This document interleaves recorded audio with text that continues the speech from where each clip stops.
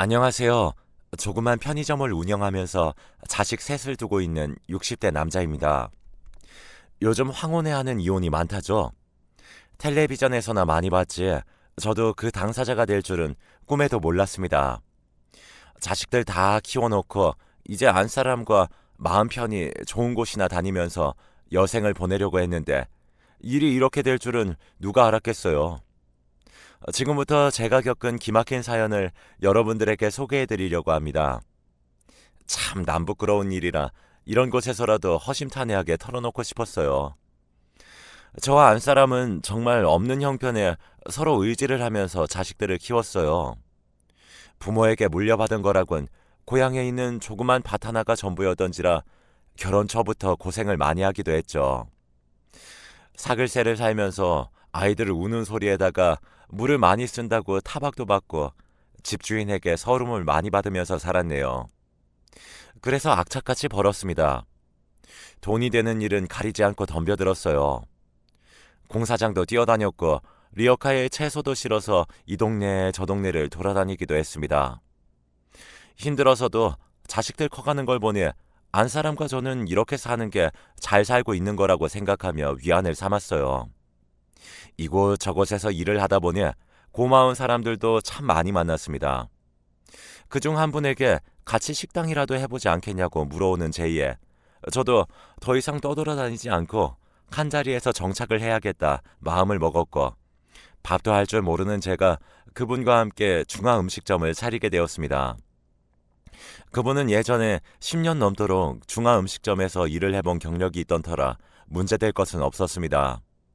저도 그분의 어깨너머로 음식을 배웠고요.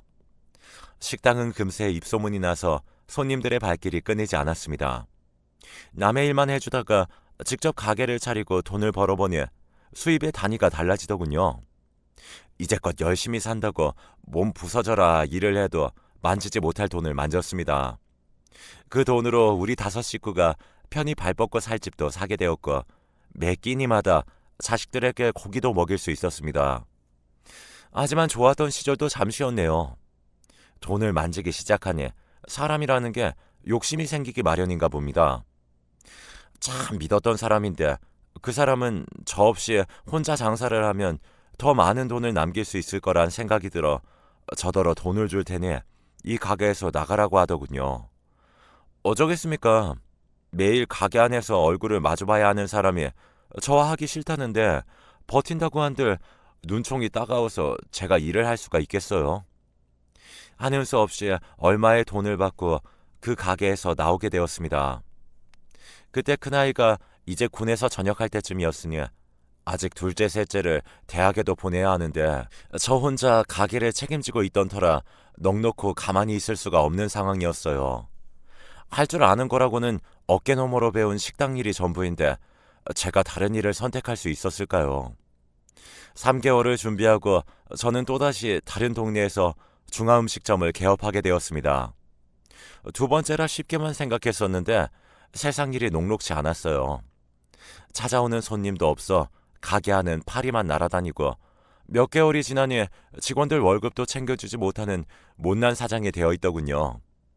결국 평생 집에서 살림만 하던 안 사람도 지인의 마트에 나가 돈을 벌어오기 시작했습니다. 손님이 없으니 자연히 그동안 모아둔 돈을 조금씩 갉아먹어가며 하루하루 가게 문을 열고 있었고 1년이 지나자 드디어 파리만 날리던 가게도 조금씩 손님들이 모여들기 시작했어요. 이전 가게만큼 성황은 아니었지만 그럭저럭 아끼면 5식구가 먹고 살 만큼은 벌기 시작했고 전체적으로 일을 담당할 매니저까지 있을 정도로 여유가 있었습니다. 그렇게 짜장면 한 그릇, 짬뽕 한 그릇 쌓여가는 그릇 수만큼 세월이 흘러 큰아들과 둘째 아들은 장가도 보내고 막내딸은 좋은 직장을 다니고 있어서 걱정하지 않아도 될 만큼 자식들을 키워냈습니다. 이제 다 끝났다 싶어서 남은 여생만큼은 안 사람과 누리지 못한 것들을 누리고 살려고 얼마 전 작은 편의점을 하나 차려서 걱정 없이 살려고 했죠. 그러던 어느 날 벼랑간 안 사람이 저에게 이혼을 요구했습니다. 여보, 이제 자식들도 다 키웠고 삼시세끼 밥도 잘 먹으니 내가 당신에게 시집와서 할 도리는 다 한 것 같다. 그래서 말인데 이제는 내 인생 살고 싶어. 그게 무슨 말이야?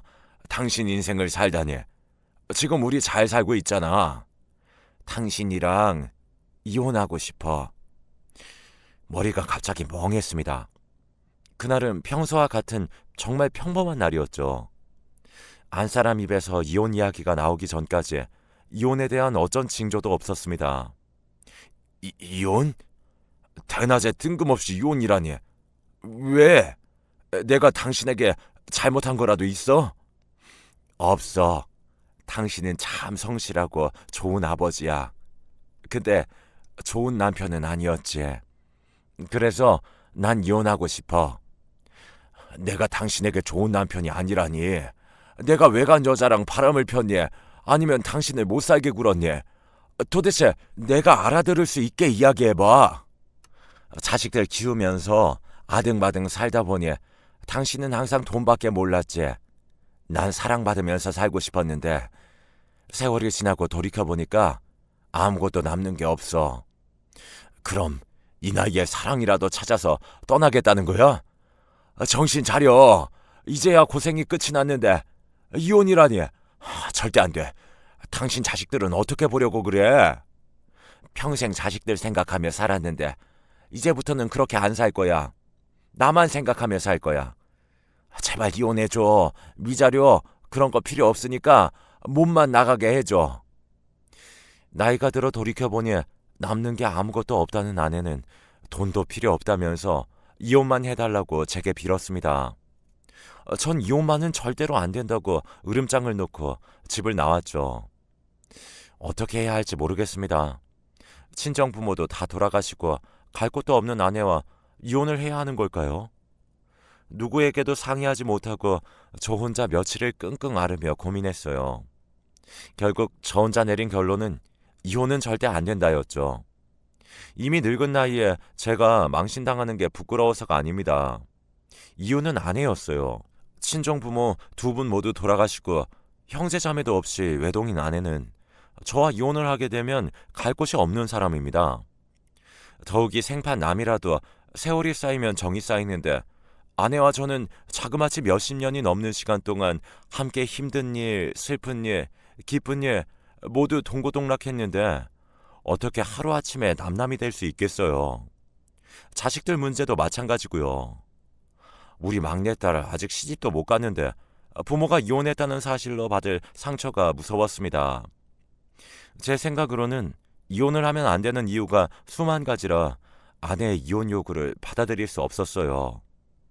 며칠 뒤 저는 아내를 불러 앉히고는 제 생각을 말했어요.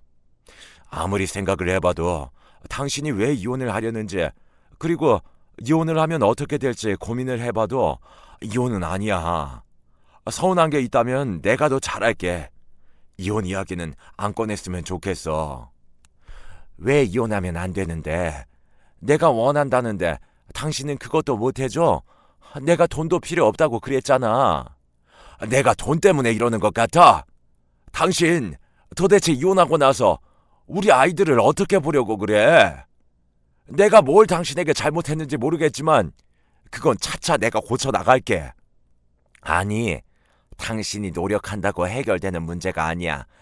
당장 난 이 집에서 나가고 싶다고 몇 번이고 말했잖아. 이해가 안 돼? 난 당신이랑 그만 살고 싶다고. 버럭 화를 내는 아내에게 저는 적지 않게 당황했습니다. 대관절, 도대체 이 집에서 이렇게 나가려는 이유가 뭔데? 가슴이 허전해서 그게 말이 된다고 생각해?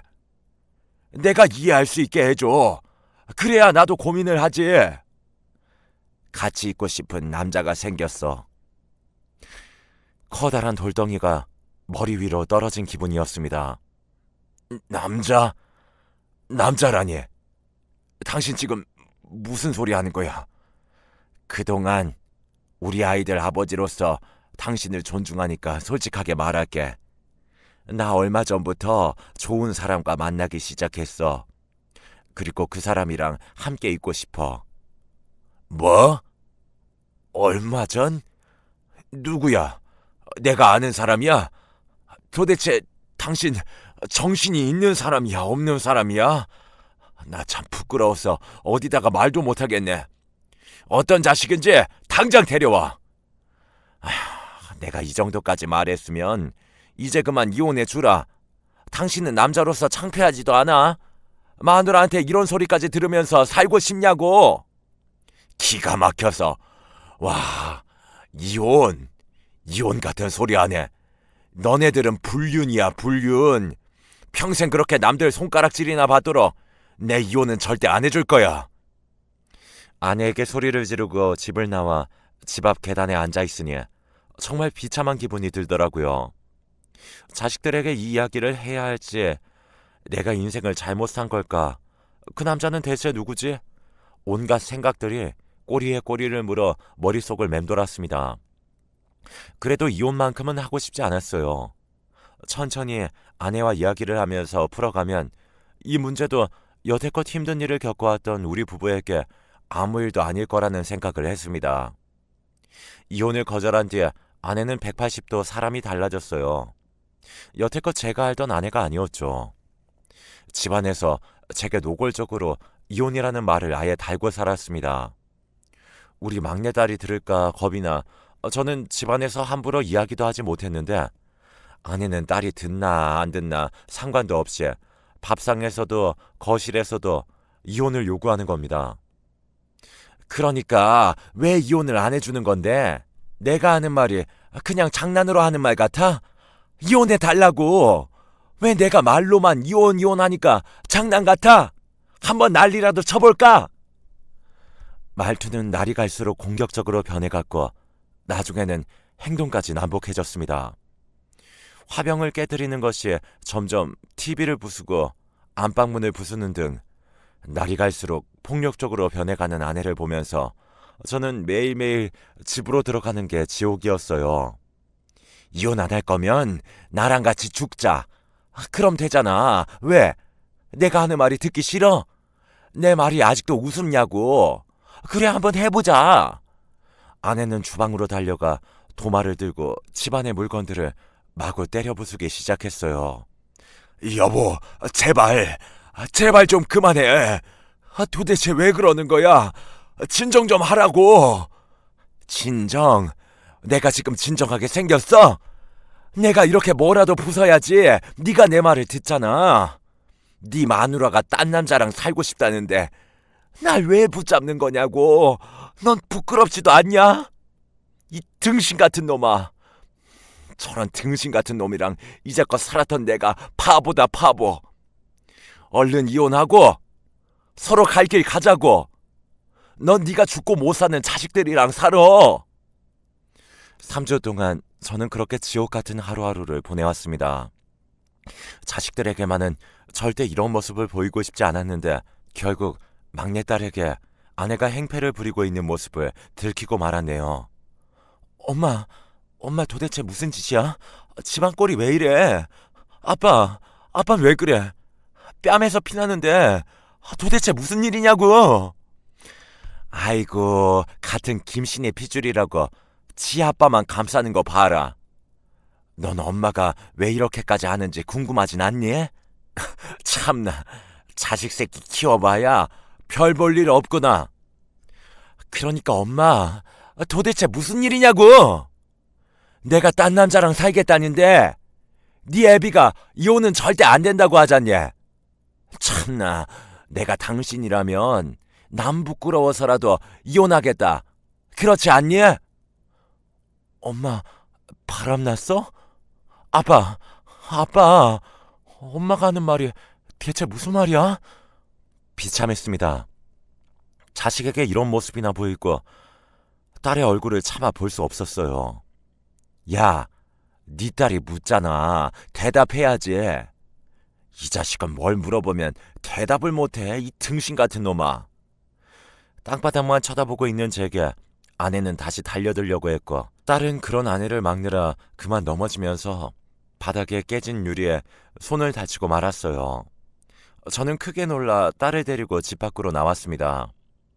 병원으로 가려는 저를 딸은 근처 공원으로 데려갔고, 그곳에서 부끄럽지만 지난 3주 동안 있었던 일을 딸에게 이야기했습니다. 진짜야? 그 말이 진짜야, 아빠? 나는 믿어지지가 않아. 진짜 어이가 없네? 아빠, 그냥 이혼해버려.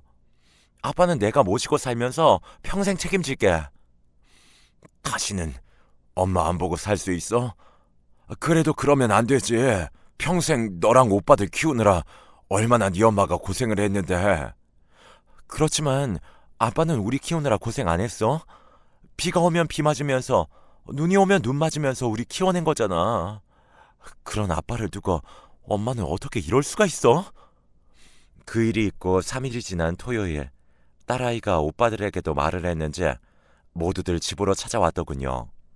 놀란 얼굴로 제게 자기가 들은 이야기가 맞냐며 묻는 아이들에게 저는 딸에게 했듯이 그동안의 이야기를 말해주었죠. 첫째는 심란한 얼굴로 테이블만 뚫어져라 쳐다보며 생각에 잠겼고, 둘째는 셋째와 함께 화를 내더군요. 진짜 우리 엄마 미친 거 아니야? 엄마 나이에 바람이라니. 말도 안 돼. 아무리 남자에게 미쳤다고 해도 그렇지. 아버지에게 손찌검까지 하다니. 이건 말도 안 돼. 맞아, 오빠. 진짜 이대로 두었다가는 아빠가 엄마한테 맞아 죽겠더라니까. 우리 아빠 이렇게 사는 거 나 용납 못해. 그냥 이혼해, 아빠. 이혼하자. 그래요. 아버지, 그냥 이혼하세요. 저희가 책임질게요. 형도 똑같은 생각이지? 아이들끼리 이혼을 하라 마라 심각하게 이야기를 하고 있는 모습을 보니 이상하게 저는 마음이 놓이면서 용기가 생기더군요. 그동안 자식들에게 헌신하며 살았던 게 옳았구나 라는 생각도 들었고, 자식들 보기 부끄러워 혼자 참으며 살려고 했는데 오히려 자식들이 이혼을 권하니 못할 것도 아니라는 생각이 들었습니다. 오냐, 이혼할게. 이혼하지 뭐. 네 엄마가 그토록 원한다는데 그까짓 게 뭐 어려운 일이겠어.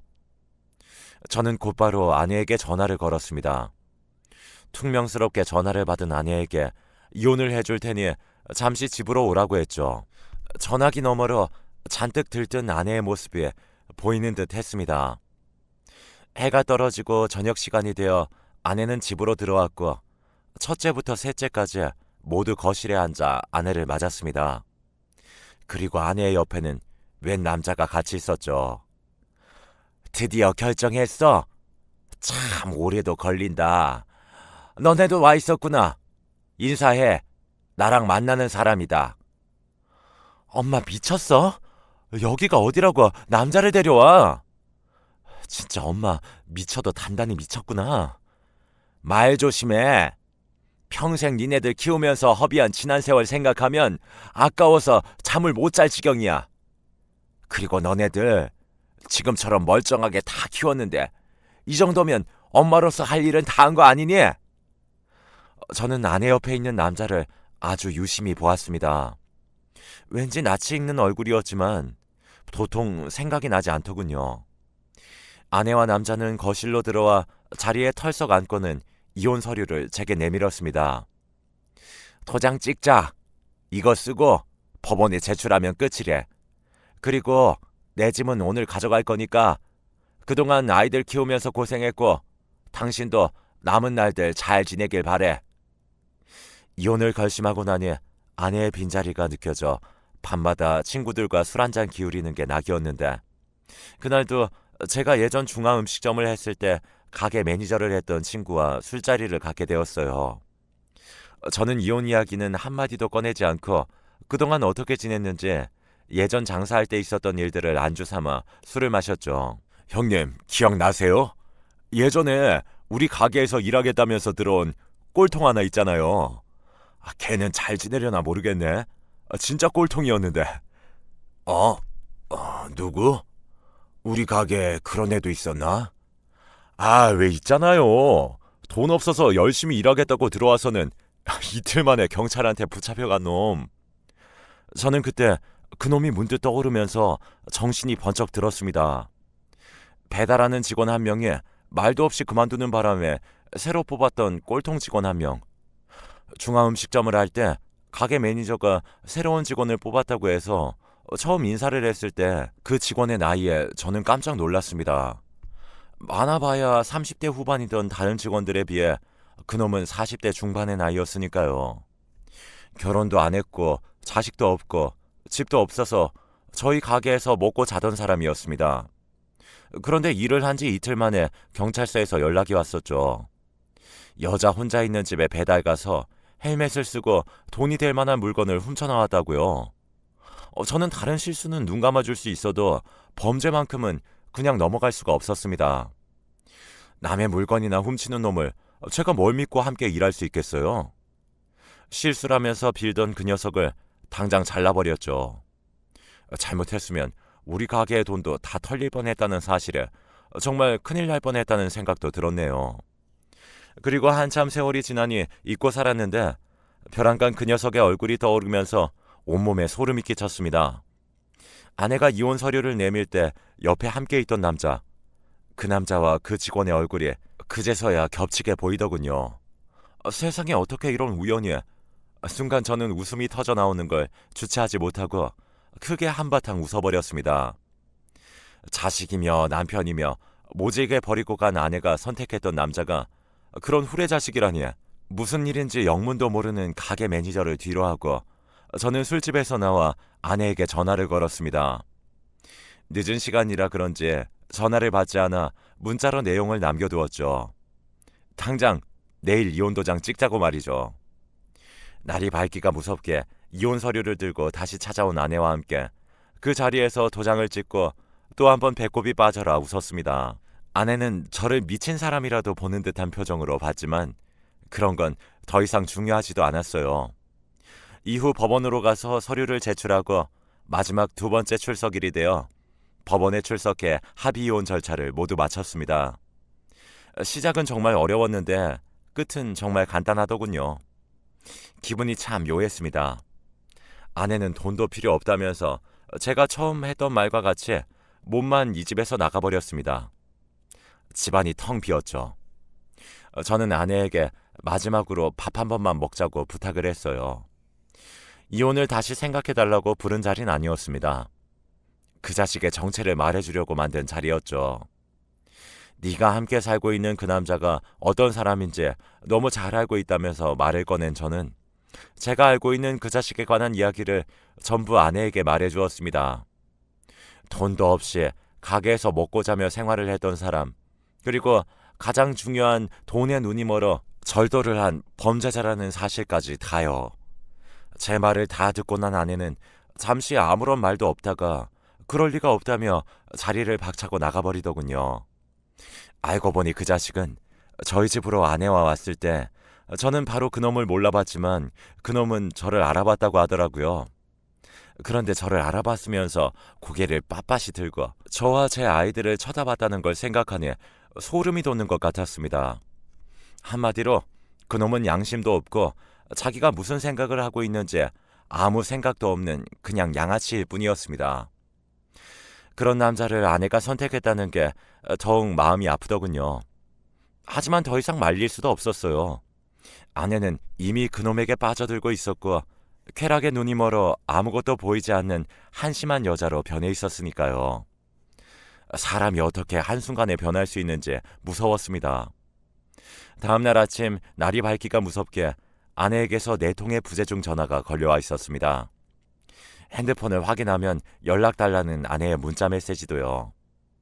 저는 목소리를 가다듬고 아내에게 전화를 걸었죠. 통화음이 한 번 채 울리지도 않았는데 아내가 다급히 전화를 받았습니다. 너 일부러 나 속인 거지? 도대체 무슨 속셈으로 속인 거야? 속였다고? 뭘? 내가 뭘 속였는데? 아내는 제 말이 채 끝나기 전에 서럽게 울기 시작했어요.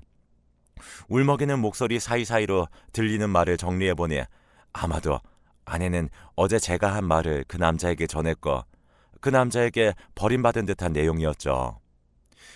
그 자식이랑 죽고 못 살아서 이 집을 나가더니 헤어지긴 왜 헤어진 거야? 당신이랑 짜고 나 속인 거잖아. 당신이 그 사람 콜라텍에 보내서 나 꼬시게 만든 거 아니야? 맞잖아.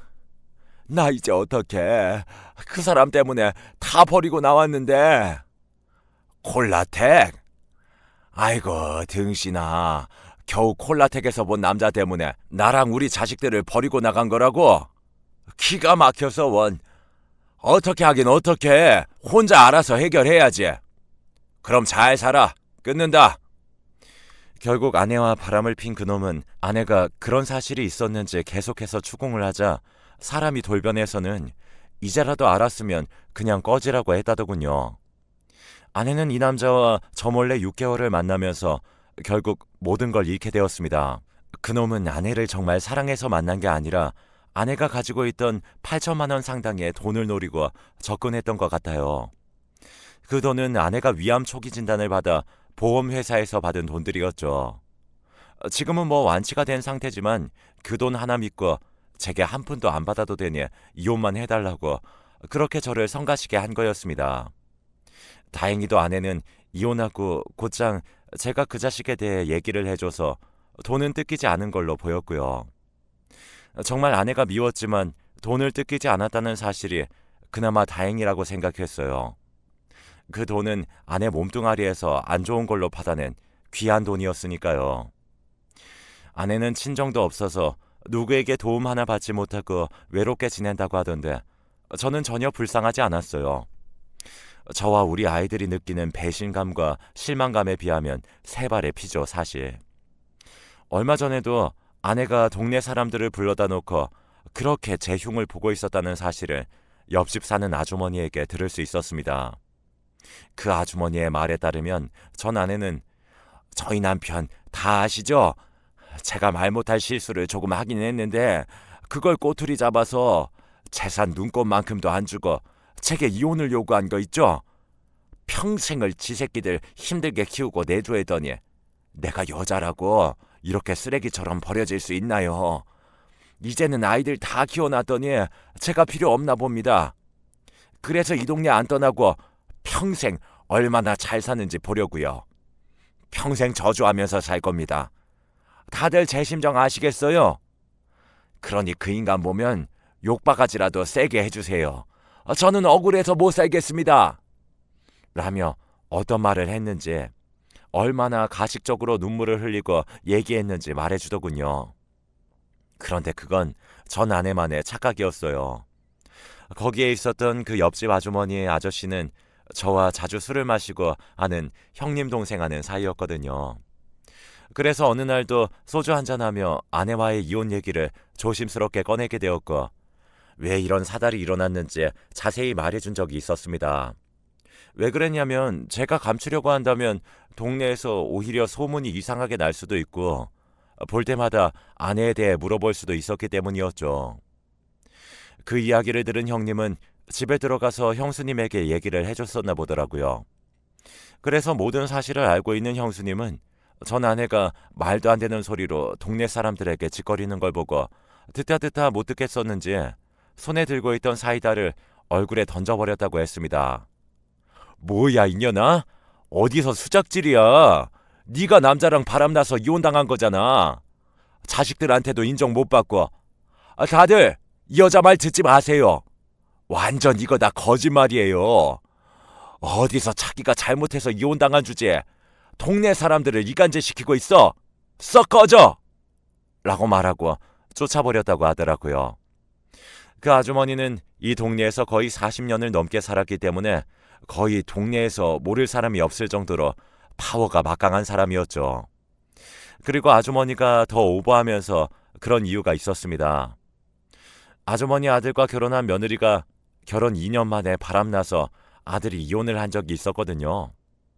그래서 이 아주머니는 바람피는 인간들을 거의 저주하는 수준이셨고요. 그런 와중에 저에 대한 이간질을 동네 사람들한테 시키려고 하고 본인이 바람을 폈으면서 반성을 하진 않고 뻔뻔하게 나오는 모습을 보고 남일 같지 않아 그렇게 행동을 했다고 하더군요. 저를 대신에 시원하게 한번 먹여주신 것 같아서 너무 고마웠습니다. 그 아주머니 아니었으면 전 완전 동네에서 한순간에 쓰레기가 될 뻔했으니까요.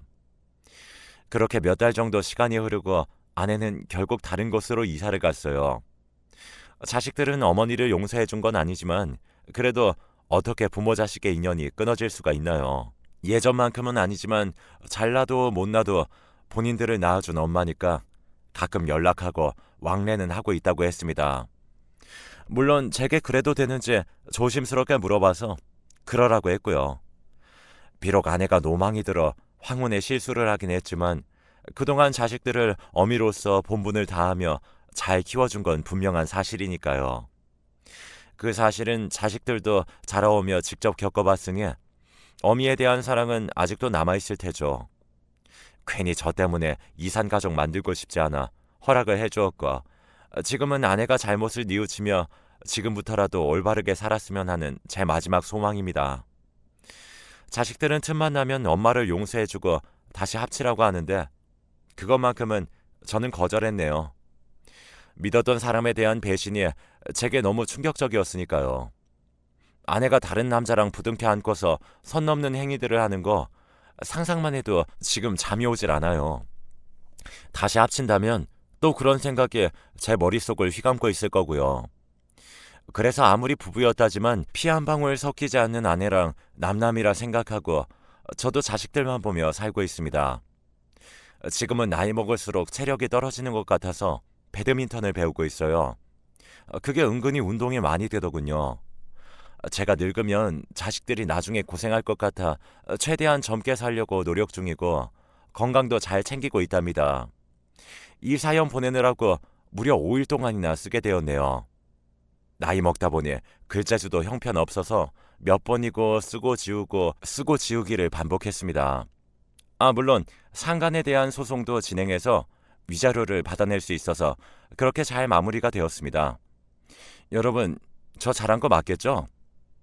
아내를 냉정하게 뿌리치고 다시 받아들이지 않는 거 정말 맞는 선택이긴 하겠죠. 술 한잔 먹고 보니 왜 이런 생각도 드는지 모르겠네요. 보잘것없는 내용일 수 있지만 지금까지 제 사연 잘 들어주셔서 감사드리고 제가 마지막으로 부탁 한마디 하고 마치도록 하겠습니다. 누구나 사람은 실수는 할 수 있어요. 하지만 가족의 신의를 저버리는 실수는 절대 하지 말았으면 합니다. 그 고통을 받은 당사자는 말도 표현할 수 없을 만큼 힘들고 괴롭습니다. 가족이 없다면 그만큼 외로운 게 없습니다.